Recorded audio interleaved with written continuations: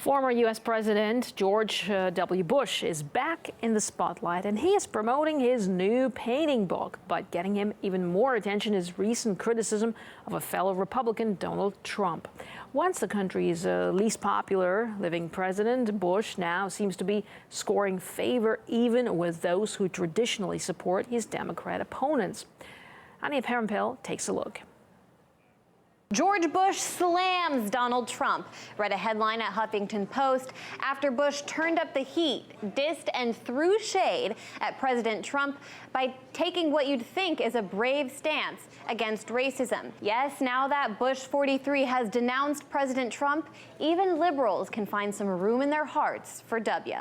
I like the fact that I like George Bush now, is what I'm trying to say here. I'm having trouble saying it. You actually like W. Fine. So Joy Behar is smitten. What about comedian Ellen DeGeneres, who hosted Bush on her show last week? Surely she asked a difficult question or two. You had a little bit of problem. The poncho was a problem. It seemed. Had you put a poncho? Had you put one on? All right, so it was all laughs on Ellen, but let's give her the benefit of the doubt. As producer for America's Lawyer Cody Snell quipped on Twitter, I'm sure the Ellen Show invited W on to grill him on the Iraq War and Hurricane Katrina, but just went overtime discussing his cute poncho.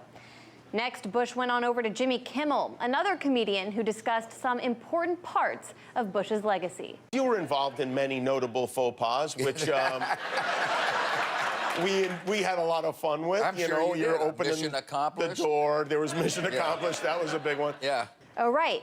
That time President Bush gave a speech in front of a banner reading "Mission Accomplished" aboard the USS Abraham Lincoln. On May 1st, 2003, just weeks into the U.S. war in Iraq. That was way before al-Qaeda came into Iraq or anything like the self-proclaimed Islamic State had established a stronghold in the country. Hilarious. Why ask Bush about the actual impact of his presidency when you can just laugh with him and hate Trump together? But it's not just comedians who aren't challenging the former president. The Guardian newspaper actually published an editorial declaring Bush's foray back into the spotlight was a welcome return. Then again, it was never hip to question Bush. As journalist Zed Jelani notes, this is, after all, the same media which never challenged his pretext for the Iraq War, in effect selling it to the nation. And perhaps that's the greatest irony of all, that George W. Bush is on tour to remind the public the freedom of the press is indispensable to democracy. He is, after all, the best example of what happens when it fails. In Washington, Anya Parampil, RT.